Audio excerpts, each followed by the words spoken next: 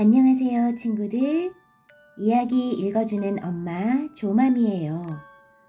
오늘 하루 즐거웠나요? 우리 오늘도 재미있는 이야기 들으며 행복한 꿈나라로 떠나볼게요. 미운 오리 새끼. 원작 한스 크리스티안 안데르센. 못생긴 아기 오리가 태어나자 모두들 놀라기만 해요. 그래서 아기 오리는 자신을 사랑하는 누군가를 찾아 길을 떠난답니다. 아기 오리는 자신의 아름다운 진짜 모습을 알 수 있을까요?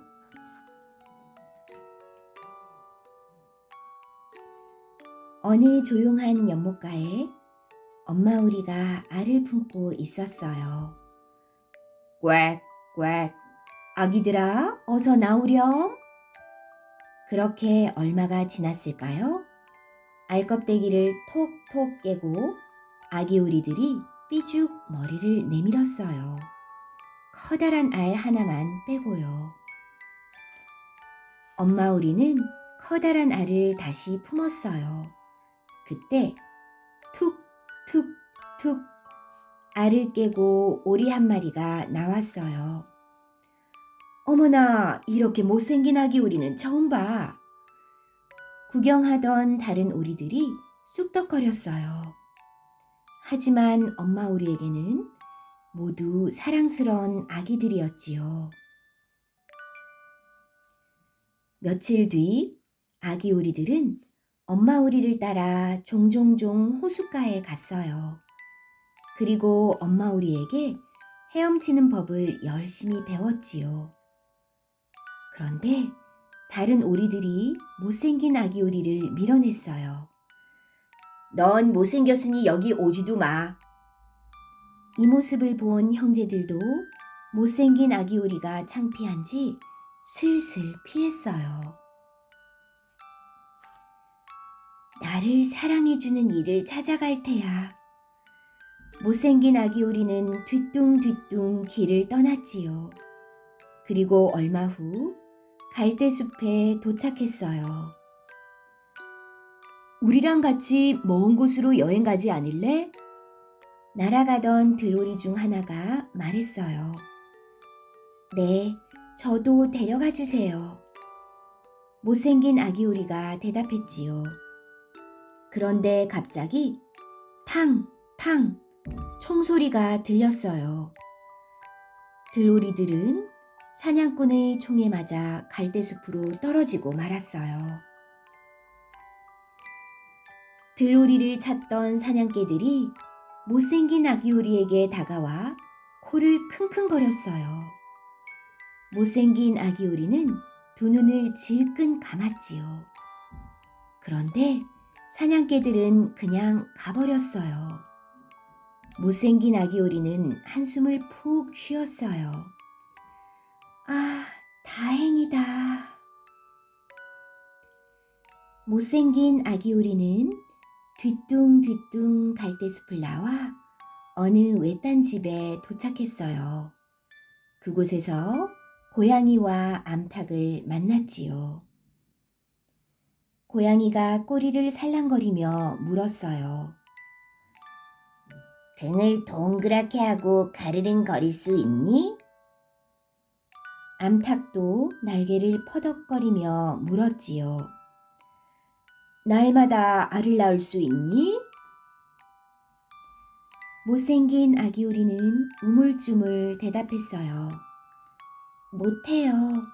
하지만 헤엄은 잘 치는데. 암탉과 고양이는 찢찢 혀를 찼어요. 여기에서 살려면 알을 잘 낳아야 해. 꼬꾸댁.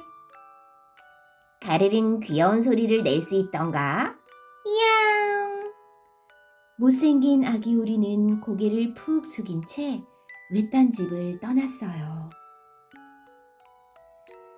가을이 지나 겨울이 되었어요. 못생긴 아기 오리는 추위와 배고픔에 지쳐 꽁꽁 언 호수 위에 풀썩 쓰러지고 말았어요. 마침 그곳을 지나가던 농부가 다가왔어요. 이런, 꽁꽁 얼었구나. 농부는 못생긴 아기 오리를 집으로 데려갔어요. 농부의 집에는 개구쟁이 아이들이 있었어요. 야, 오리 잡자! 못생긴 오리 잡자! 못생긴 아기 오리는 아이들을 피하려다 우유를 쏟고 밀가루를 뒤집어 쓰고 푸드덕 푸드덕. 아이고, 이 오리가 집안을 엉망으로 어질러 놓네. 못생긴 아기 오리는 농부의 집에서도 쫓겨나고 말았어요.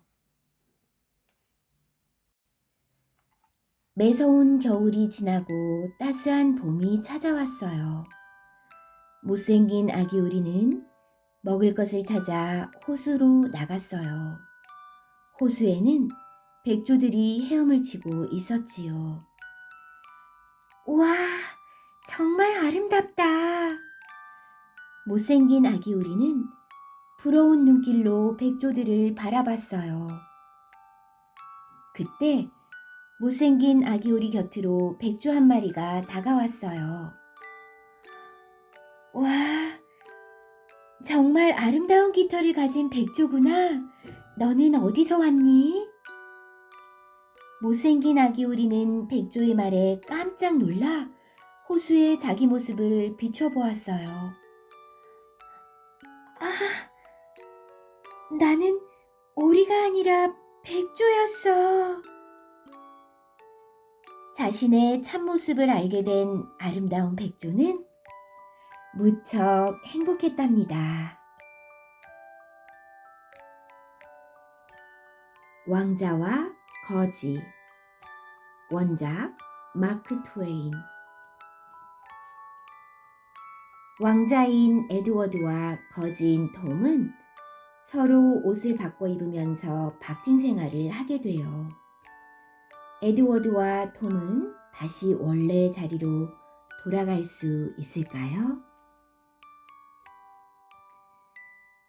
에드워드 왕자는 오늘도 뜰을 거닐며 뭐 재미있는 일이 없을까 기웃거렸어요. 마음대로 뛰놀 수도 없고 아유 심심해. 그때 성문 쪽에서 시끄러운 소리가 들려왔어요. 거지 소년이 성을 지키는 병사들에게 혼인하고 있었지요. 왕자는 성큼성큼 성문으로 다가갔어요. 불쌍한 애한테 무슨 짓이냐?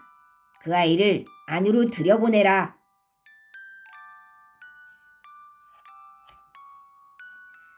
왕자는 거지 소년을 자기 방으로 데려갔어요. 그리고 맛있는 음식을 실컷 먹게 해주었어요. 난 에드워드야. 내 이름은 뭐니? 제 이름은 톰이에요. 톰, 너는 매일 뭘 하며 노니? 강에서 친구들과 헤엄도 치고 맨발로 흙장난도 하면서 놀아요. 와, 정말 부럽다. 나도 너처럼 신나게 놀고 싶어. 전 왕자님이 더 부러운걸요? 매일 이렇게 맛있는 음식도 먹고 좋은 옷도 입고요. 그럼 우리 옷을 바꿔 입어볼래? 왕자와 톰은 서로 옷을 바꿔 입고 큰 거울 앞에 섰어요. 하하하, 너랑 나랑 쌍둥이처럼 닮았구나.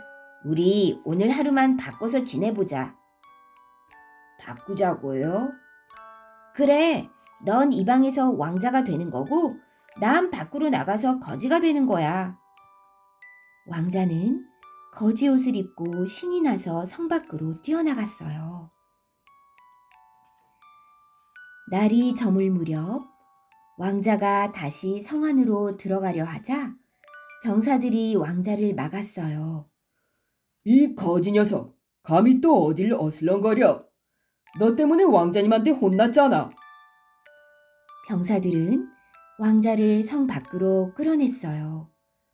왕자는 병사들이 괘씸했어요. 난 에드워드 왕자다. 이 나라의 왕자라고.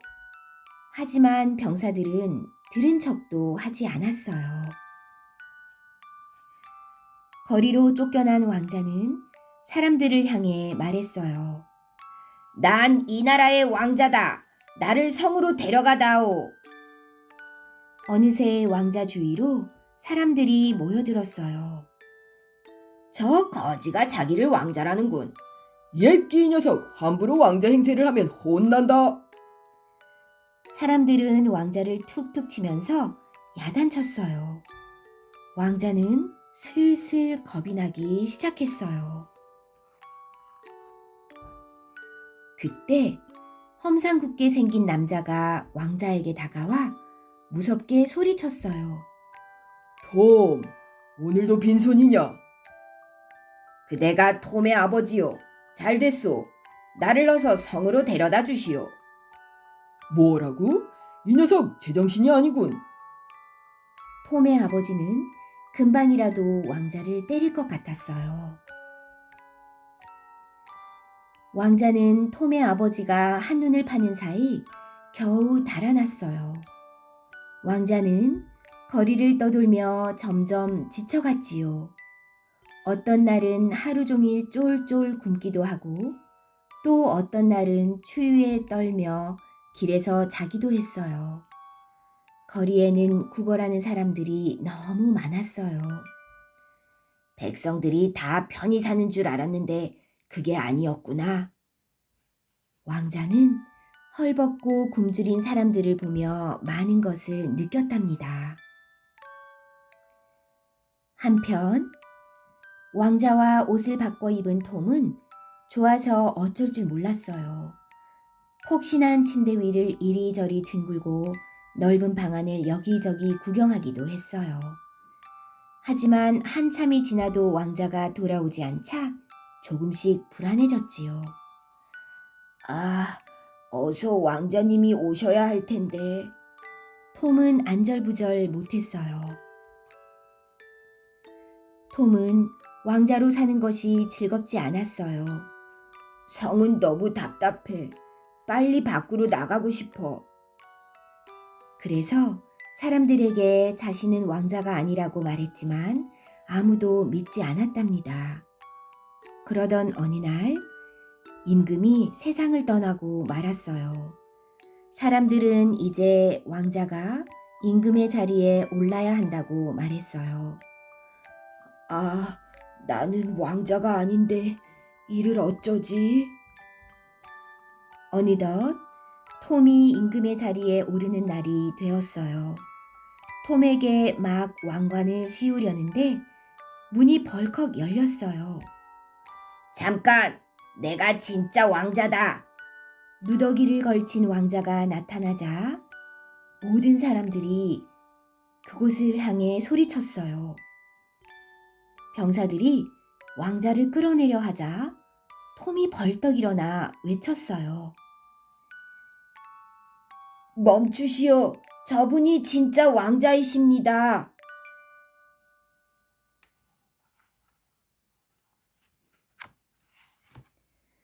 톰과 왕자를 본 사람들은 눈이 휘둥그레졌어요. 두 사람의 생김새가 너무 똑같았거든요. 왕자님, 왜 이리 늦으셨어요?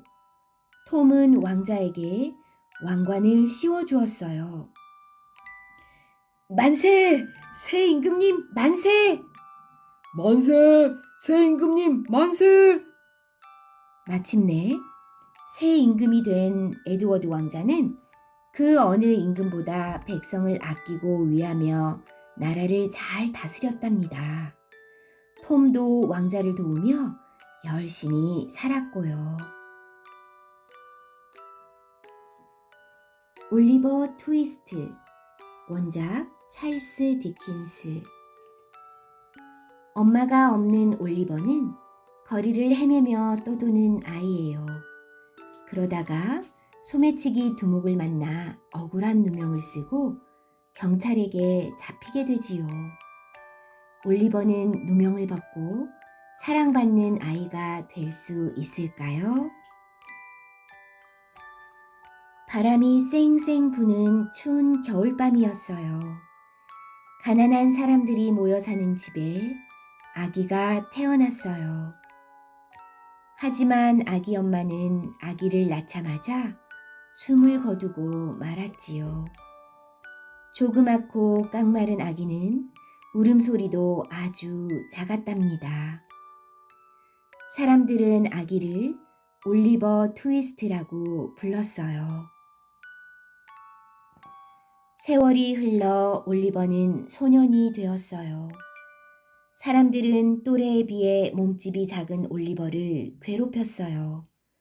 툭하면 때리고 밥도 제때 주지 않았지요. 더 이상은 못 참겠어. 이곳을 떠날 거야. 사람들이 모두 잠든 밤, 올리버는 살금살금 집을 나왔어요. 그때부터 올리버는 이리저리 떠돌아다니기 시작했지요. 올리버는 혼자 힘으로 먹을 것과 잠자리를 구하기가 몹시 힘들었어요. 며칠을 비틀비틀 떠돌다가 한 소년을 만났지요.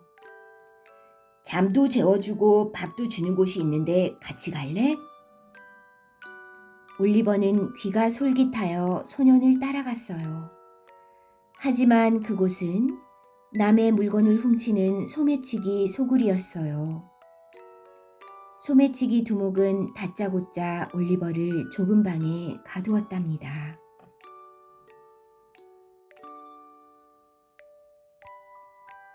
며칠 후 소매치기 두목이 올리버를 불렀어요. 물건을 훔쳐오면 따뜻한 수프와 고기를 주마. 배가 고팠던 올리버는 어쩔 수 없이 고개를 끄덕였어요. 거리로 나온 아이들이 한 신사의 지갑을 몰래 훔치려고 할 때였어요. 소매치기 녀석들 꼼짝 마라. 순찰을 돌던 경찰이 달려왔어요. 아이들은 불이 나게 도망쳤지만 올리버는 그만 잡히고 말았답니다. 저는 억지로 그 일을 하게 된 거예요. 올리버는 그동안 있었던 일을 자세히 이야기했어요. 지갑을 잃어버릴 뻔했던 신사는 올리버의 말을 믿어주었어요. 이렇게 맑고 착한 얼굴을 가진 아이가 도둑일 리 없어.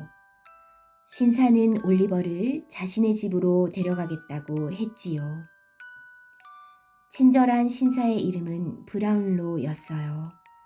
브라운로 씨는 올리버를 가족처럼 따뜻하게 대해주었어요. 올리버는 브라운로 씨 집에서 무척 행복했어요. 이웃에 사는 로즈 양도 올리버를 귀여워했지요. 로즈 양은 올리버를 시골의 별장에 데려가기도 했어요. 올리버는 책도 많이 읽었어요. 훌륭한 사람이 되어 이분들에게 꼭 은혜를 갚아야지. 올리버는 마음속으로 다짐하고 또 다짐했지요. 한편 소매치기 소굴에 멍크스라는 사내가 찾아왔어요. 내 말대로 하면 많은 돈을 주겠소.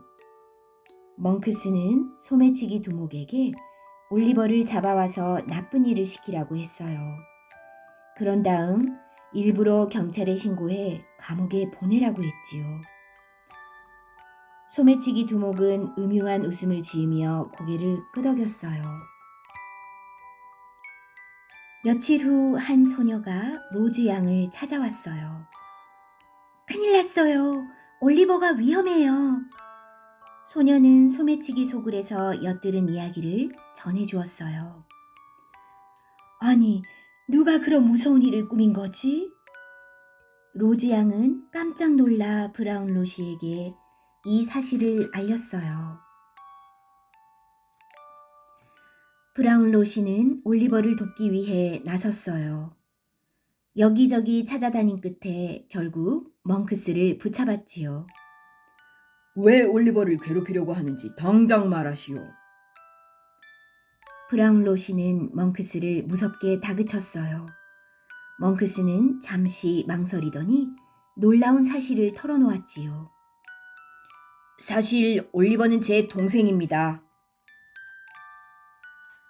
멍크스는 지난 날을 떠올리며 말했어요. 올리버는 아버지가 새로 결혼해 생긴 동생이에요. 아버지는 올리버가 태어나기 전에 돌아가셨고요. 저와 곧 태어날 올리버에게 유산을 남기셨어요. 그런데 저는 나쁜 아이들과 어울리다 돈을 다 써버렸어요. 그래서 올리버의 몫을 빼앗으려고 했던 거예요.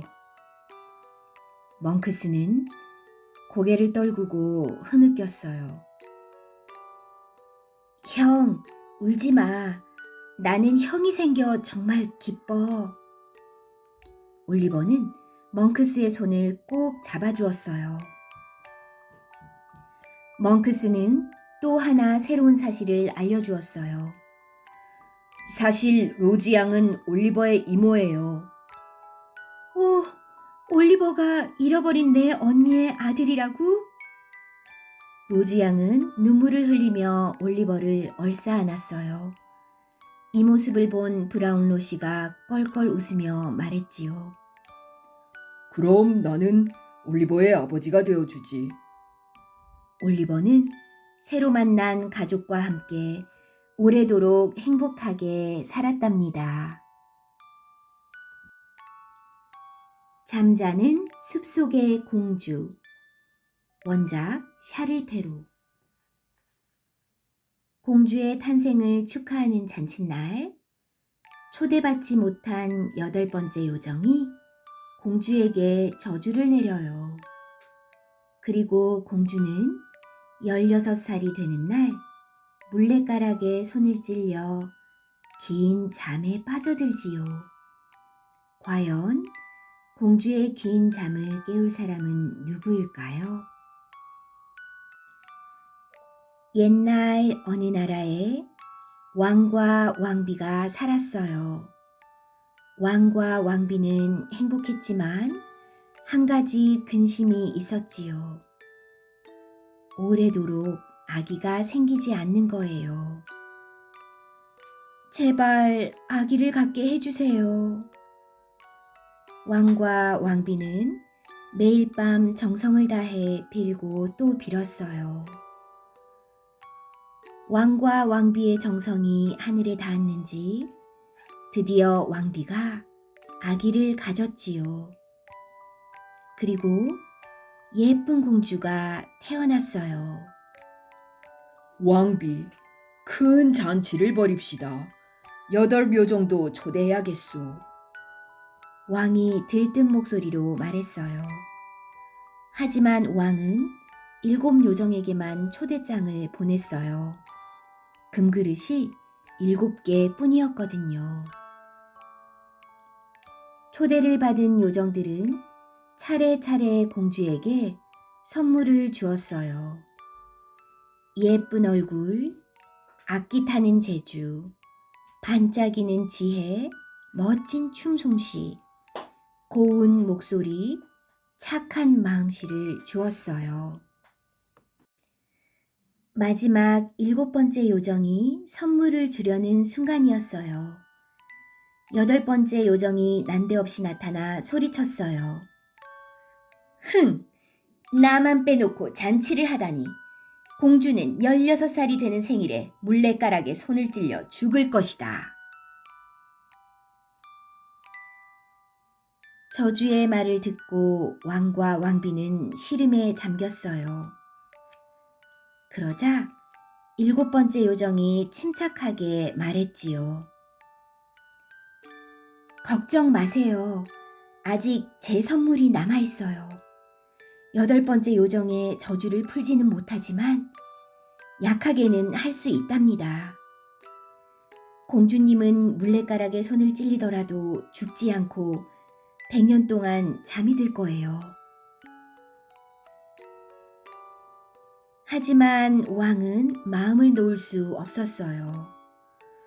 성 안에 있는 물레를 모두 태워 없애라. 물레를 가지고 있는 사람은 큰 벌을 내리겠다. 세월이 흘러 공주는 아름다운 아가씨로 자랐어요. 공주가 꼭 16살이 되는 날이었어요. 호기심 많은 공주는 성의 뾰족탑에 올라갔지요. 그곳에는 낡은 물레가 있었어요. 처음 보는 물건이네. 뭐 하는 도구지? 공주가 물레를 덥석 만지는 순간 뾰족한 물레가락에 손을 찔려 그대로 잠이 들고 말았어요.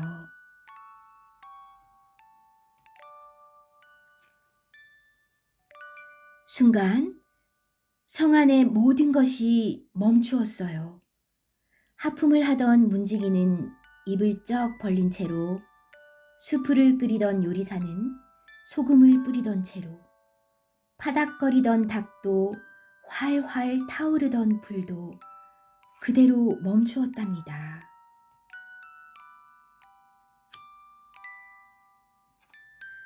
어느덧 100년의 세월이 흘렀어요. 이웃나라 왕자가 사냥을 나왔다가 이상한 성을 보았어요. 여봐라, 저 가시덤불 사이의 성은 무엇이냐?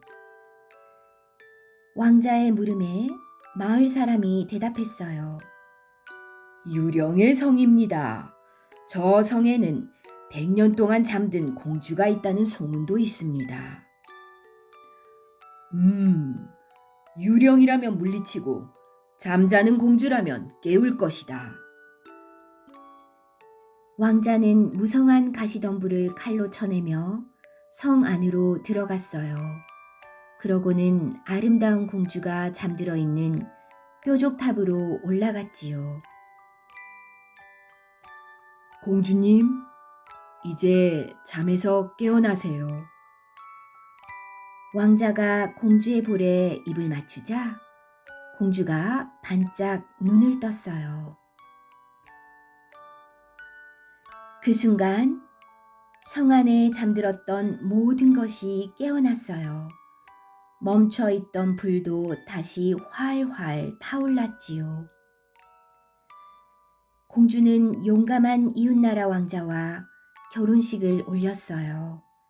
그리고 오래오래 행복하게 살았답니다. 흥부와 놀부.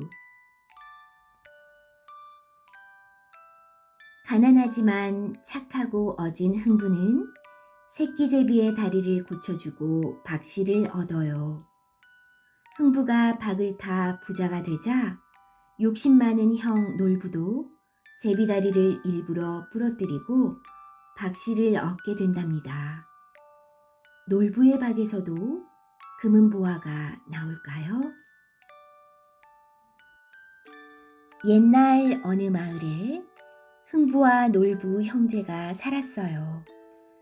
동생 흥부는 착하고 어지럽지만 형 놀부는 욕심과 심술이 그득했지요. 부모님이 돌아가시자 놀부는 동생 흥부를 내쫓고 재산을 모두 차지했어요. 내 것은 내 것, 내 것도 내 것이다. 그러니 어서 나가거라. 형에게 재산을 모두 빼앗긴 흥부는 가난하게 살았어요. 집 곳곳에는 구멍이 숭숭 뚫리고 바람이 쌩쌩 들어왔지요. 며칠 동안 아이들이 굶었는데 이를 어쩌나. 흥부는 아이들이 걱정되었어요. 참다 못한 흥부는 놀부 집을 찾아갔어요. 아이고 형수님, 그간 잘 지내셨소? 아니, 이게 웬 거지냐? 어서 썩 나가거라. 아이고 형수님, 누룽지라도 좀 주시오. 얘가 어디라고 찾아와? 철석. 흥부는 밥은커녕 밥주걱으로 매만 맞았어요. 봄이 되자 흥부네 집에 제비 한 쌍이 찾아왔어요. 제비들은 흥분의 집에 둥지를 틀고 새끼를 키웠지요. 그런데 구렁이 한 마리가 꽃나무에 있던 새끼 제비를 날름날름. 그 바람에 새끼 제비가 땅에 떨어져 다리가 부러졌어요. 에이, 몹쓸 놈. 먹을 것이 그리도 없더냐. 흥부는 구렁이를 쫓고 땅에 떨어진 새끼 제비의 다리를 싸매 주었어요. 이듬해 따뜻한 봄이 오자 제비가 돌아왔어요. 제비야, 반갑구나. 흥분의 가족은 반갑게 제비를 맞이했어요. 그때 제비가 흥부의 손에 무언가를 떨어뜨렸어요. 씨앗이네? 무슨 씨앗이지? 흥부는 제비가 물어다 준 씨앗을 정성껏 심었지요. 물을 주니 싹이 나고, 싹이 나니 잎이 나고, 잎이 나니 꽃이 피고, 꽃이 피니 박이 주렁주렁. 박씨였구먼. 둥글둥글 큰 박이로구나. 박을 타서 속으로는 죽을 끓여 먹고 바가지는 내다 팝시다.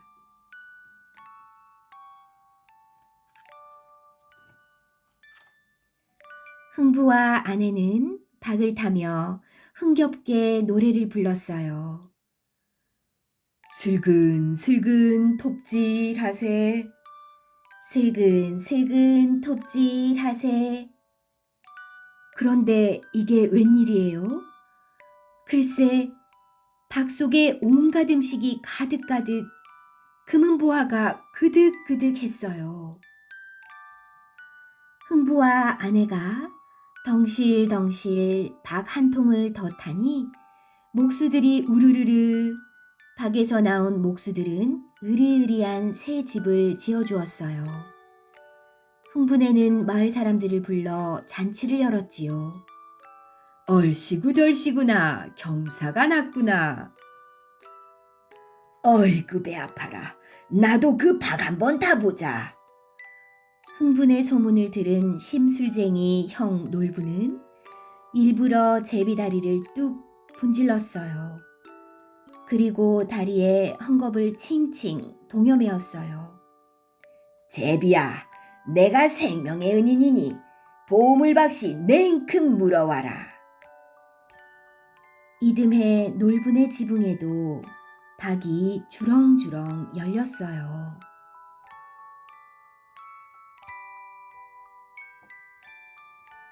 얼씨구, 박이구나. 금은보화 그득한 보물박이로구나. 박을 타며 놀부가 노래를 했어요. 슬근슬근 와르르르 돈벼락아 쏟아져라. 그러자 박이 쫙. 박 속에서 온갖 사람들이 몰려 나오더니 내 돈 내놔라 하며 놀부를 때렸어요. 천하대장군은 이놈 놀부야, 내 죄를 알렸다 하며 똥벼락까지 부지직. 놀란 놀부는 손이 발이 되도록 빌고 또 빌었어요. 이 소식을 들은 흥부는 놀부를 찾아갔어요. 아이고 형님, 이게 웬일이요. 이제부터 앞집 뒷집 있으면서 재미나게 삽시다. 흥부는 놀부에게 새 집을 지어주고 놀부도 좋은 것은 무엇이든 흥부와 나눠 가졌지요. 그리하여 흥부와 놀부는 의좋은 형제가 되었답니다. 금도끼, 은도끼. 착한 나무꾼이 나무를 하러 갔다가 쇠도끼를 연못에 빠뜨렸어요. 연못에서 나타난 산신령은 나무꾼에게 쇠도끼도 찾아주고 금도끼와 은도끼도 주었지요. 하지만 욕심 많은 총각은 달랐답니다. 산신령에게 거짓말을 한 총각은 어떻게 되었을까요? 옛날 어느 마을에 마음씨 착하고 부지런한 나무꾼이 살았어요. 나무꾼은 열심히 일했지만 살림은 늘 가난했지요. 그래도 어머니에게만은 따뜻한 밥을 해드렸어요. 어머니를 몹시 사랑하는 효자였거든요. 나무꾼은 아침 일찍 산으로 갔어요. 나무를 많이 해서 어머니 밥상에 고기 반찬을 올려드려야지. 나무꾼은 좋은 땔감을 찾아 산속으로 깊이 들어갔어요. 나무가 울창한 여기가 좋겠군. 나무꾼은 연못가에서 걸음을 멈추었어요. 나무꾼은 탁탁 도끼질을 했어요. 땀을 뚝뚝 흘리며 쉬지 않고 일했지요. 굵은 나무를 찍으려고 도끼를 높이 드는 순간이었어요. 땀에 젖은 손에서 도끼가 쑥 빠져나갔어요. 그 바람에 도끼는 연못 속에 첨벙 빠져버렸지요. 이를 어쩌나. 도끼가 연못에 빠져버렸네. 애가 탄 나무꾼은 기다란 나뭇가지로 연못을 휘저었어요. 그러나 도끼는 걸리지 않았어요. 마음 같아서는 연못에 들어가 찾고 싶었지만 워낙 물이 깊어 그럴 수도 없었지요. 도끼를 살 형편도 안 되는데 이를 어쩌나. 결국 나무꾼은 울음을 터뜨렸어요. 그때 연못에서 뭉게뭉게 연기가 피어올랐어요. 그러더니 연못에서 수염이 새하얀 산신령이 나타났지요. 나무꾼은 화들짝 놀라 눈이 휘둥그레졌어요. 왜 울고 있느냐? 연못에 도끼를 빠뜨렸습니다.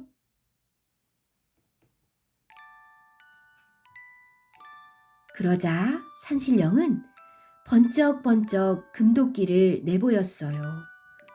이 도끼가 내 도끼냐? 나무꾼은 놀라 고개를 저었어요. 이번에는 산신령이 반짝반짝 은도끼를 내보였지요. 그럼 이 은도끼가 내 도끼냐? 아닙니다. 제 것은 낡은 쇠도끼입니다. 나무꾼의 말에 산신령은 다시 스르르 연못 속으로 들어갔어요. 그러더니 잠시 후 쇠도끼를 들고 나왔지요. 맞습니다. 그 쇠도끼가 제 도끼입니다. 나무꾼은 신이 나서 소리쳤어요. 욕심 없고 정직한 젊은이구나. 산신령은 금도끼와 은도끼도 나무꾼에게 주었지요. 나무꾼은 신이 나서 집으로 돌아왔어요. 같은 마을에 욕심 많은 총각도 살았어요. 일은 하지 않고 놀기만 하는 게으름뱅이였지요. 얼마나 게을렀는지 늙은 어머니가 혼자 일을 해서 살림을 꾸릴 정도였답니다. 욕심 많은 총각은 나무꾼의 이야기를 듣자마자 낡은 도끼를 하나 마련해서 산속 연못으로 갔어요. 총각은 연못에 도착하자 도끼를 냅다 던졌어요. 그러고는 엉엉 우는 척했지요. 잠시 후 연못에서 산신령이 나타났어요. 왜 울고 있느냐? 나무를 하다가 연못에 도끼를 빠뜨렸습니다. 산신령은 총각에게 번쩍번쩍 금도끼를 내보였어요. 이 도끼가 내 도끼냐? 네, 제 것입니다. 산신령은 반짝반짝 은도끼도 내보였지요. 그럼 이 도끼도 내 도끼냐? 네, 그것도 제 것입니다.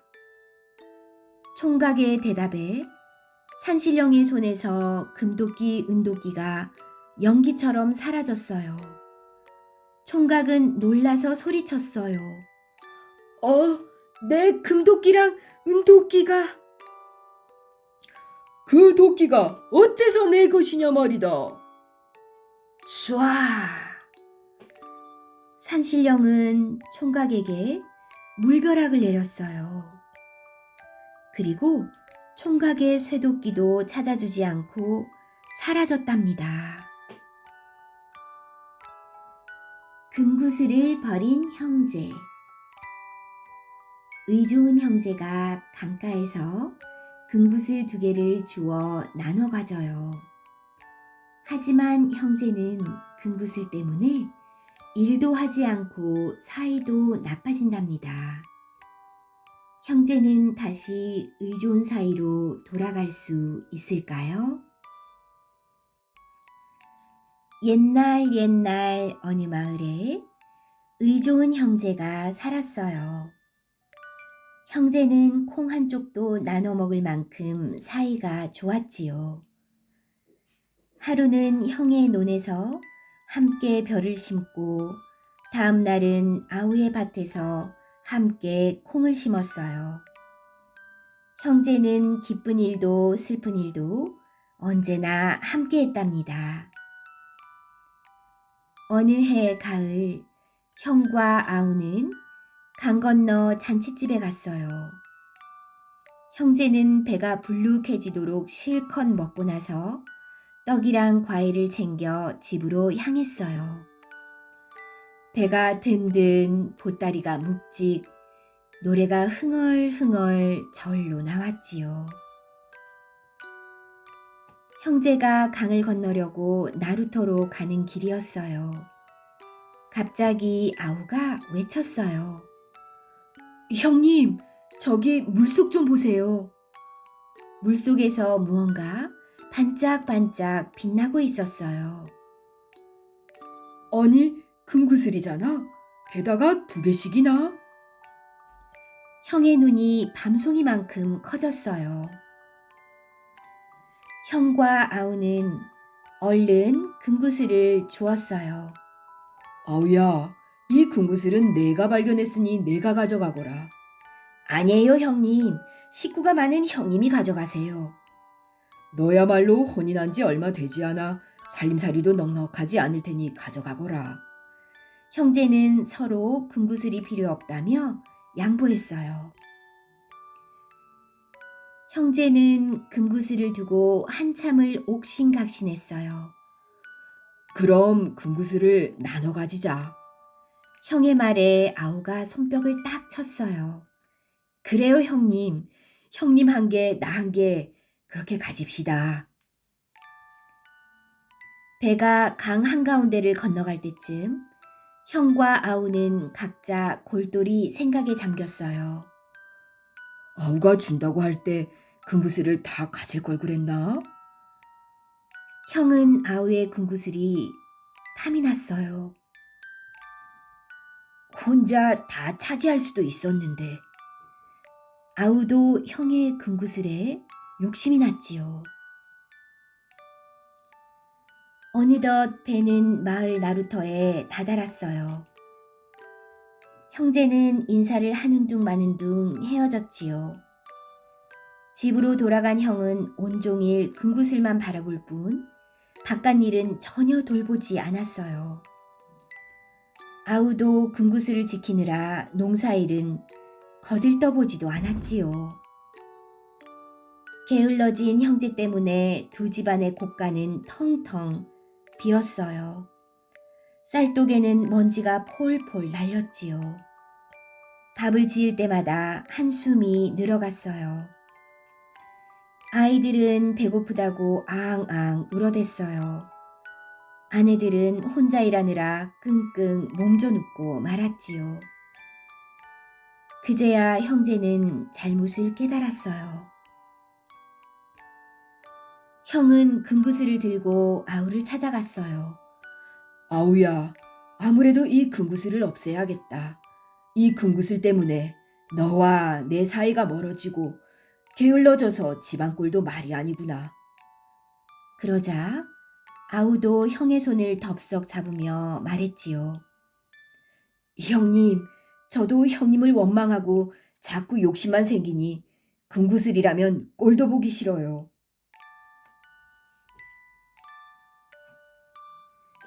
형과 아우는 금구슬을 들고 강 한가운데로 갔어요.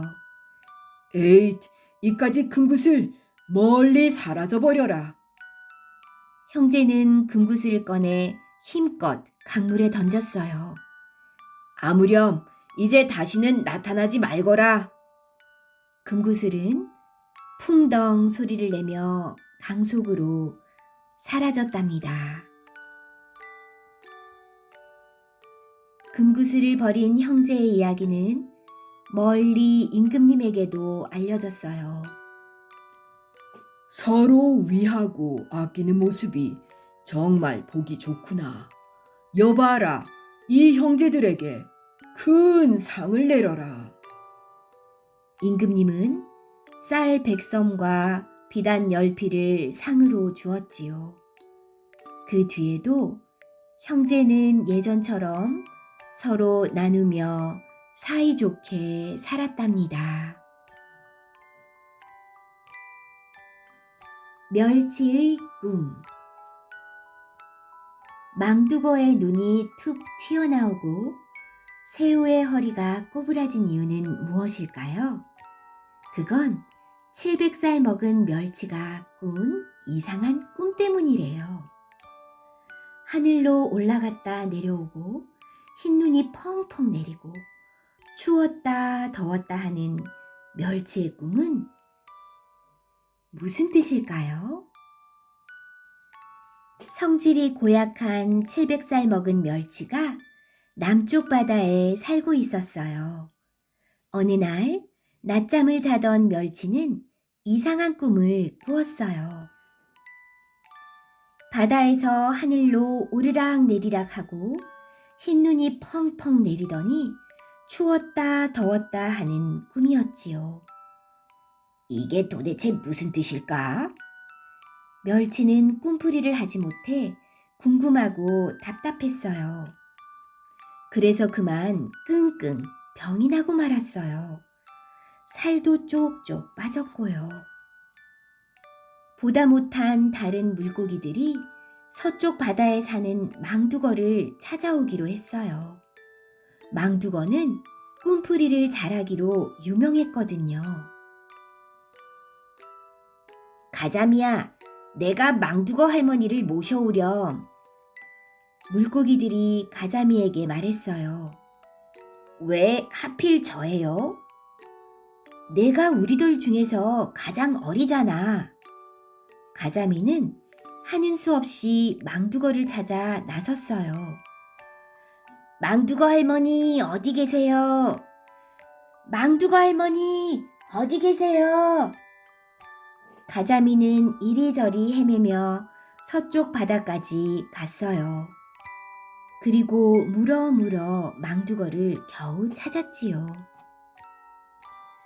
가자미는 망두거를 만나자마자 멸치가 꾼 꿈을 이야기했어요. 멸치 할아버지가 꿈을 꾸었는데요. 이야기를 들은 망두거는 꼬리를 설레설레. 도통 무슨 소린지 모르겠네. 멸치 영감에게 직접 들어야겠어. 그러면서 망두거는 가자미 등에 냉큼 엎였지요. 난 늙어서 힘이 없거든. 가자미는 망두거를 업고 몇 날 며칠을 헤엄쳐서 간신히 남쪽 바다로 돌아왔어요. 망두거를 보자마자 멸치는 벌떡 일어났어요. 망두거 할멈, 여기까지 와주다니 정말 고맙소. 그러고는 한 상 가득 맛있는 음식을 차려주었지요. 그런데 고생한 가자미는 본체만 채 먹을 것도 주지 않았어요. 멸치는 망두거에게 꿈 이야기를 했어요. 그러자 망두거가 갑자기 큰 절을 했지요. 그 꿈은 용이 되실 꿈입니다. 용이 되어 바다와 하늘을 오르내리실 꿈입니다. 그럼 흰 눈이 오고 추웠다 더웠다 하는 것은 뭐요? 춥고 더운 날씨를 다스리는 것을 뜻하지요. 망두거의 꿈풀이에 멸치는 신이 났어요. 용이라고? 허허, 내가 용이 된다고? 멸치는 물고기들 앞에서 으스대며 말했어요. 이제부터 용이 될 나를 왕으로 모셔라. 구석에서 이 말을 듣던 가자미는 속이 부글부글 끓었어요. 고마움도 모르는 멸치 할아버지가 왕이 된다는 건 말도 안 돼. 심통이 난 가자미가 앞으로 불쑥 나섰어요. 망두거 할머니의 꿈풀이는 순 엉터리예요. 그러자 멸치가 가자미를 힐끗 돌아보았어요. 오냐, 그럼 내 꿈풀이는 한번 들어보자꾸나. 가자미는 헛기침을 하고는 꿈풀이를 시작했지요. 큼큼 하늘과 바다를 오르락 내리락 하는 건 낚싯줄에 걸려 하늘로 솟았다가 낚시통에 들어가는 것이고, 흰눈이 오는 것은 소금을 뿌리는 것이며 추웠다 더웠다 하는 것은 불판에 굽는 중이라 그런 것이지요. 철썩! 화가 난 멸치가 가자미의 뺨을 때렸어요. 그 바람에 가자미의 눈이 한쪽으로 획 몰렸어요. 깜짝 놀란 망두거는 눈이 툭 튀어나왔지요. 그 모습을 보고 새우는 허리를 잡고 웃다가 등이 꼬부라졌어요. 깜짝 놀란 꼴뚜기는 얼른 눈을 떼어 꽁무니에 붙였어요. 메기는 너무 크게 웃다가 입이 찢어졌지요. 멸치한테 맞을까? 입이 찢어질까? 눈치코치 보면서 입을 잡고 웃던 병어는 그만 입이 뾰족해지고 말았답니다.